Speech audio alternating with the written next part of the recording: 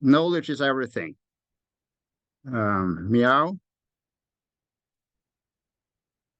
And you?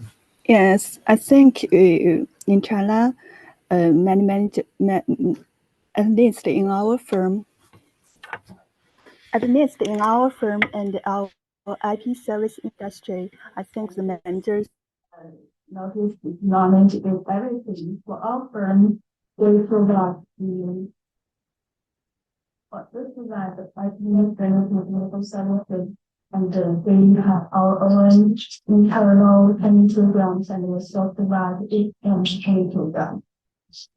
So, so that's the reason why I came here and started by our company to further study. And I think it's very important. That's right. And in my firm, we have been practicing or implementing a trainee program, just because we understand that knowledge is everything, and we believe that we have had this trainee program for all the new employees for over 25 years, and we are quite sure that that is one of the success factor for the company, that we are highlighting the importance of skilled hand in the company. From my point of view, in biotechnology, it is a very competitive sector, and we have to be the most advanced with our technology and up to date. So we need to be an expert in the field, and so regular training is very important. I think learning should start from the individual and should be supported by the company. So our team strives hard to create a learning organization where each member pursues an IB training in a technical course of his or her choice. In line with this, we have maximized WIPO distance learning courses since 2020, wherein they provided highly accessible courses as well as free summer schools and trainings. WIPO also observed this significant increase in course participation, in which 70% of their beneficiaries are from developing countries. And for me, I think it depends on the size of the companies or the law firm, and especially the mentality of its leaders.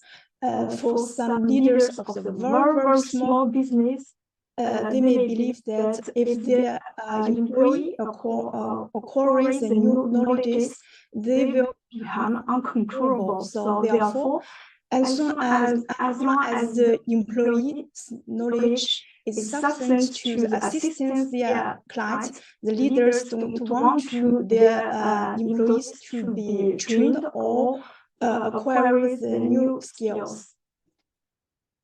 To me, development countries often suffer from leakage of knowledge, and how to more industrial countries. To me, knowledge is everything, and it is used without skill, none to great. That is why IP practitioners recruiting the right people and providing opportunities for continuing training. Countries often suffer from leakages of know-how to more industrial countries. For example, sale of requiring complex manufacturing with a high level of knowledge cannot be protected and branded in the country of origin, and lack of funding and also infrastructure. Thank you. China has been gradually developing intellectual property legislation since the 1980s. I think the government, the enterprises, the organizations, and the individual practitioners will place great importance on IP protection. There has been a significant increase in the IP industry and the awareness of IP over the last 40 years. And even during last several years of the pandemic, many industries have experienced a decrease, but in IP industry, it is still growing. And especially the prosperity of industries such as biomedicine and AI, it has contributed to the growth of IP in these sectors. Yeah, I'm not going to read everything.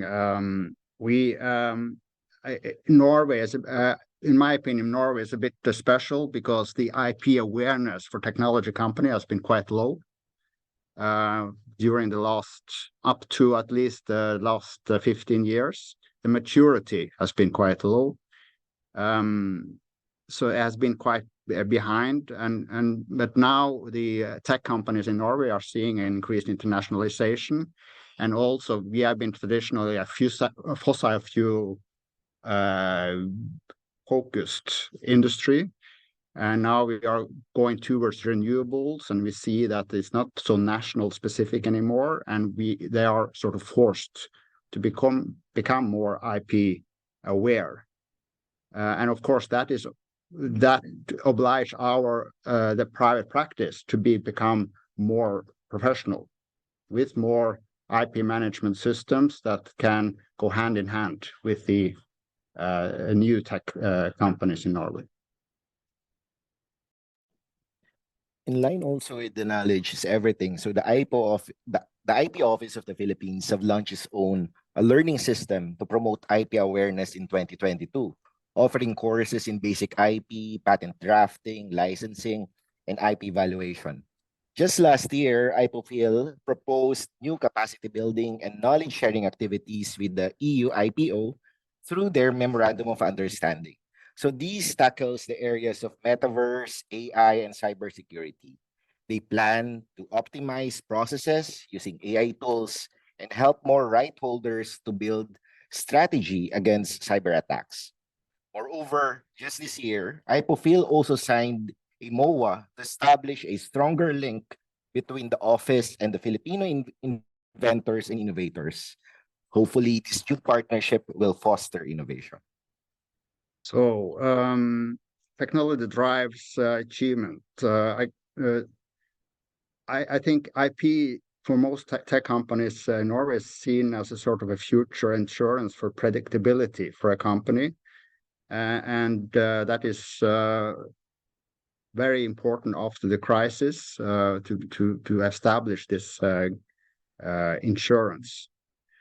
And again, Norwegian companies have dealt a lot with fossil energy sources, and now they are trying to have a transition towards renewables that introduce new technical challenges and also new international players.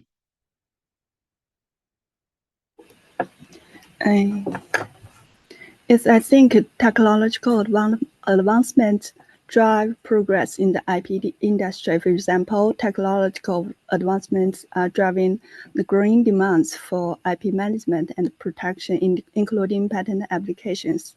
And these developments have also introduced some new tools for IP protection, such as the timestamps blockchain for evidence preservation and AI support for IP work. And in our firm, we have also issued an updated new version of the working system. It enables us to work from the home and intends to provide a connection for some of our clients to access the documents directly from their end. IP is crucial to regeneration. Again, future insurance for predictability. What I see is that we have, perhaps particularly true in Norway, where a large part of technology companies have traditionally dealt with fossil energy sources. From my perspective, it is evident in patent errors that in trademarks, I think it is also a truth that brand upgrades also facilitate a company's growth. And also this may not be as direct or obvious as technological advancements, and also in copyright errors, especially for some companies that primarily provide content, such as Netflix and other content providers. It is very crucial. Today or in the near future, the intellectual property will or may be seen as the engine of the world's creation and the economic growth in the world. For example, a parry to the competitions, a defense against the counterfeitings, a key element in attracting the investors. So we move on to the IP Business Academy trend router and weights to topics. And we have been sorting.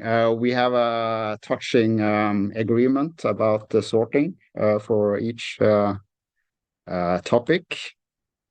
And we're going to very quickly go through the sorting. Yeah, I just want to. I saw on LinkedIn about the meta and the metaverse that is also influencing the working market. That there are being laid off enormous amount of employees due to the introduction of metaverse. So that has a huge metaverse will have a huge impact in the future of work, in my opinion. And then we have a fight for know-how on top. I think this rapid increase in abstraction of the world, it requires the right level of knowledge and competence, and that will be crucial for technological competitiveness in the future.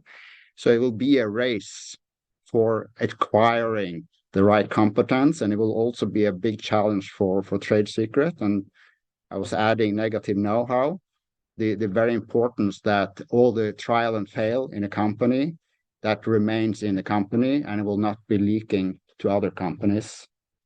And that I think will be a bigger challenge with the future. In this part, I did not find any trends missing. I just think the fight for know-how would be the most important factor.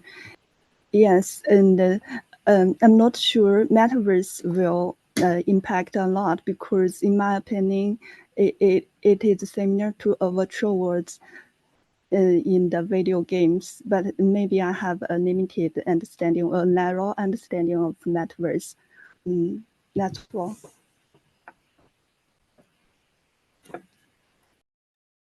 Trends missing. I think we have to have another angle fight for know-how, which I believe extremely important, and that is the more macroeconomic view.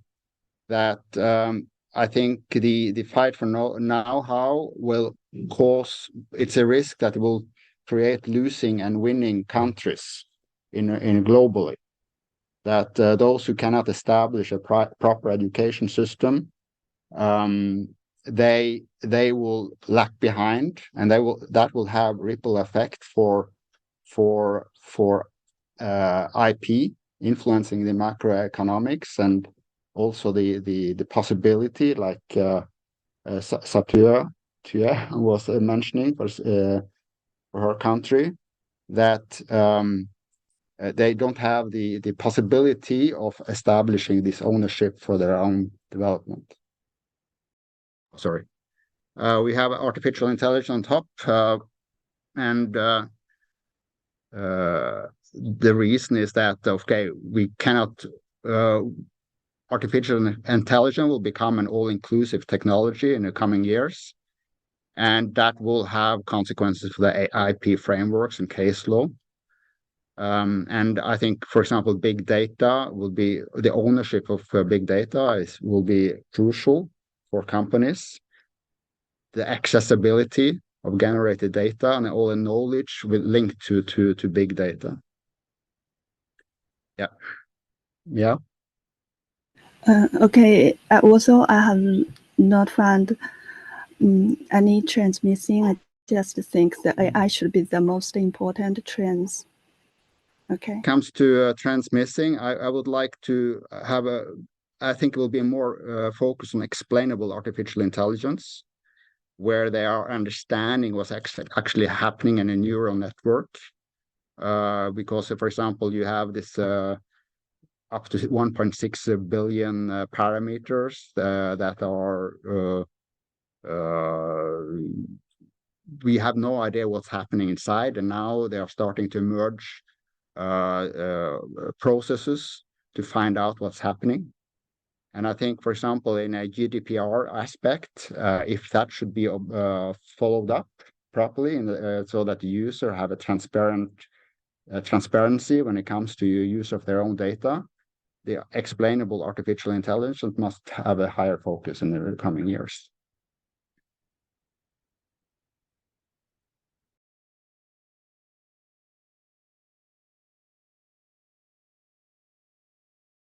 Rapid change from innovation within each tech companies to innovation requiring global collaboration to explain different resources, services, and competence. The use of IP as a tool must go through a similar change from a tool to exclude to a tool to ensure adequate collaboration and co-invention. So basically what we have been taught. Yeah, should we just be very short? Regarding the IP management in the business system, so faced with the growing threat of the new interests, existing companies are challenged and may seek to collaborate with the other companies. These existing companies may or may not be competitors, and they may not have worked together before. So if they collaborate, how can they manage their intellectual property? So they can manage intellectual property through the contract. So it can be collaboration agreement or this kind of contract or service agreement, and they will determine the ownership of the potential result, the use of the result, and the exploitation. So the key is the contract. For the niche trend, I think the co-branding and the co-ownership, for example, the Prada and Adidas. So since it is increasingly common for the luxury companies to set up this type of partnership, and in order to offer the consumers the products combined, the symbol of the two brands.